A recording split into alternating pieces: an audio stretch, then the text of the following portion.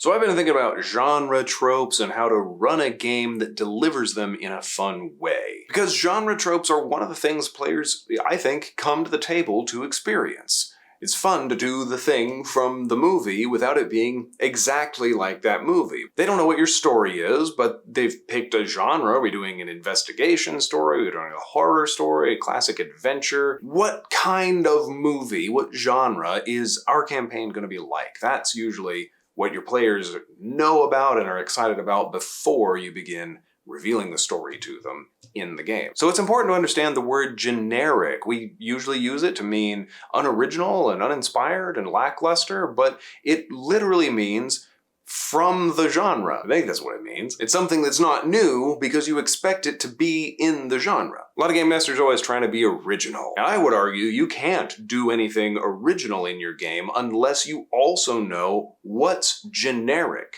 to your game and how to bring it in a fun way. That is where you're going to get the ideas you twist into original ideas, and knowing what those are and doing them well is what's going to make anything original stand out. I think we deprive ourselves of a writing tool when we use original and generic as terms that are good and bad, exciting and uninspired. I think it's better to envision them on a sliding scale and decide what ratio do you want in your game. And that's a thought from my video a couple of weeks ago about using ratios to define your game world. Anyway, I got thinking about this because I've been watching this show from the 80s called Sledgehammer.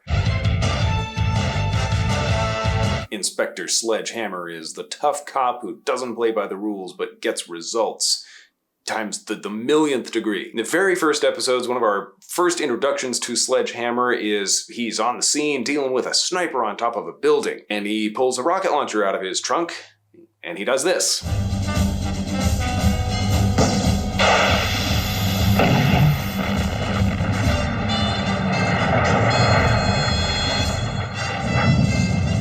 I think I got him. Now, this is an example of a perfect encounter. And no, I don't mean letting your player have a rocket launcher just because he asked for one. I'll talk about that a little later in the video. No, I'm talking about structure. The game master presents a situation that is familiar from the genre we're playing. It's exactly the right amount of familiar. It's the right ratio of generic to original that we wanted in this game. In the case of Sledgehammer, that was 100%.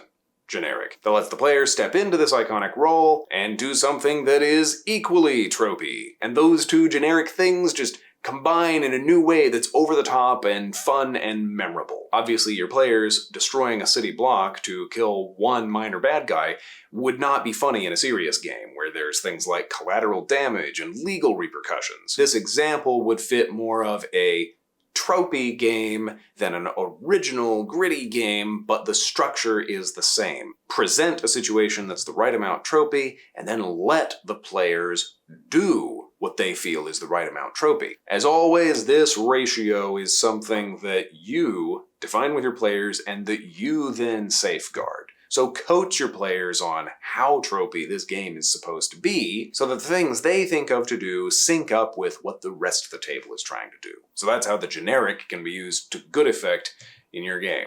Now, what about the rocket launcher? Sledgehammer's solution to this sniper problem is a cheat, but it expresses his character and it's entertaining. So should you ever let your players cheat in order to express their characters and be entertaining? Let's call this the rocket launcher in the trunk effect. I mean, we've all had that player, I pull out a rocket launcher! And you probably said, well, you don't have a rocket launcher. It's not on your character sheet. And everybody knew that you just shut down fun.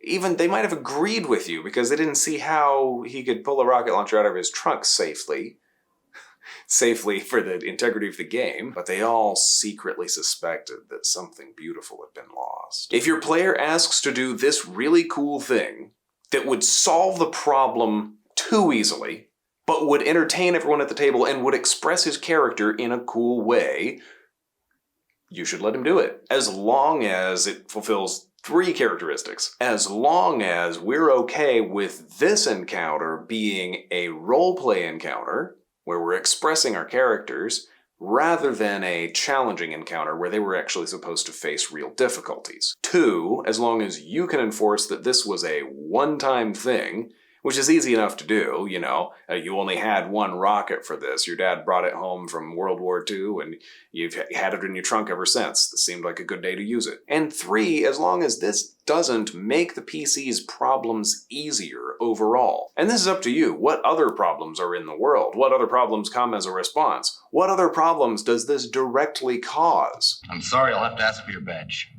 Pulling a rocket launcher out of your trunk doesn't have to make the game easy. It can be nothing more than the player acting as a very imaginative writer for this character, and doing a little bit of world building within the framework that you've given him. So maybe this video should have been, here's an encounter type to use in your game. The what has your character got in his trunk encounter. What kind of game do you find yourself running? Is it on the tropey end or on the original end? Leave me a comment with the tips you've found for doing both of those things well, because they both have their pitfalls. If you enjoyed the video, give it a like. If you want more game mastering tips every week, don't forget to hit that subscribe and the notification bell. Until then, don't be afraid to be generic.